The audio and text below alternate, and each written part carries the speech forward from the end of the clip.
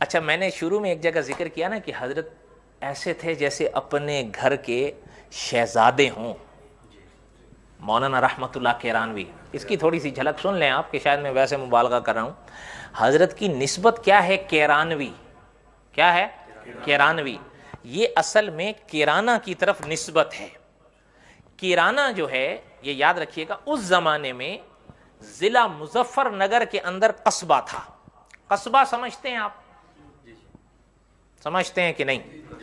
قصبہ یا تو کہتے ہیں چھوٹے شہر کو، یا کہتے ہیں بڑے گاؤں کو.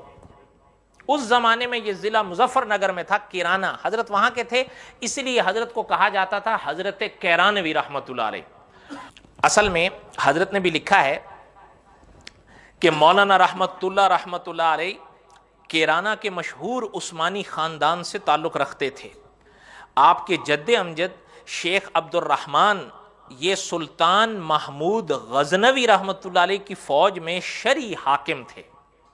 کن کی فوج میں؟ ہاں، حضرت سلطان محمود، ہاں، شرعی حاکم تھے. یہ اصل میں حضرت سلطان محمود غزنوی کی حکومت میں ایک عہدہ ہوتا تھا جو کچھ لوگوں کو دیا جاتا تھا. سمجھ رہے ہیں؟ اور غزنوی جو دور ہے ہند پر، وہ بہت پہلے گزرا ہے. مغل سلطنت برٹش سے پہلے تھا، اور مغل سلطنت سے بھی غالباً اگر کوئی غلطی ہوگی تو میری طرف سے کم و بیش 500-550 سال پہلے ان کا دور گزرا ہے، جس کو غزنوی دور کہا جاتا تھا. آپ نے سنا ہوگا سلطان محمود غزنوی، بڑا مشہور، اور ان کا خاص کر سومناتھ کا جو واقعہ ہے وہ بڑا مشہور ہے.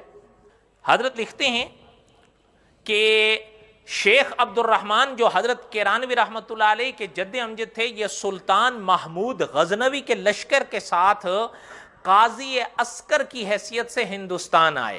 اور جب سلطان رحمت اللہ علیہ نے سومناتھ پر حملہ کیا تو یہ فوج کے ساتھ جہاد میں تھے، اور پانی پت کی فتح کے بعد یہیں قیام اختیار کر لیا. اور پانی پت کے قلعے کے نیچے آج بھی آپ کا مزار ہے. آگے سنیں.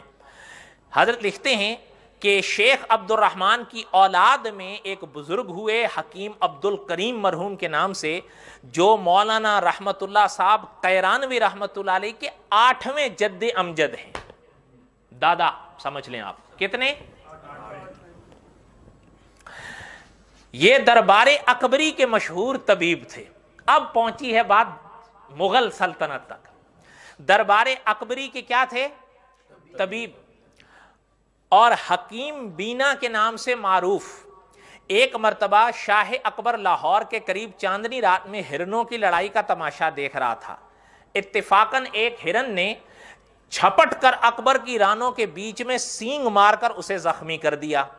علاج کیا گیا مگر افاقہ نہ ہوا، تو ابوالفضل کے مشورے سے حکیم بینا کو پانی پت سے بلایا گیا. وہ 1 ماہ 7 روز کے بعد صحت ہو گئی. اس پر اکبر نے حکیم بینا صاحب کو شیخ الزمان کا شاہی خطاب دیا.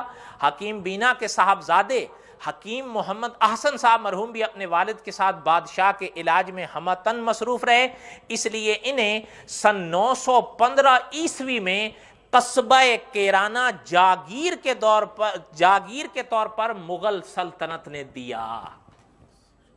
اب بات سمجھ میں آئی جو میں نے ابتدا میں ایک جگہ کہی تھی ضمناً کہ حضرت تو شہزادے تھے.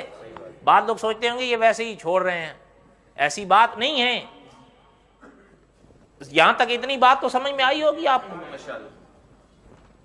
حضرت لکھتے ہیں کہ جب حکیم محمد احسن صاحب مرحوم کو کیرانہ بطور جاگیر عطا ہوا تو عثمانی خاندان کا بڑا حصہ پانی پت سے منتقل ہو کر کیرانہ آ گیا. یہ حضرت کے آباء و اجداد تھے، ان کا خاندان تھا. حکیم محمد احسن مرحوم اور حکیم عبد الرحیم دونوں نے قصبے سے باہر اپنے محلات یا ریاستی مکانات بنائے. 140 بیگھہ زمین میں انہوں نے آموں کا ایک باغ لگایا، جسے دیکھنے کے لیے شاہ جہانگیر خود کیرانہ آئے تھے اپنے زمانے میں.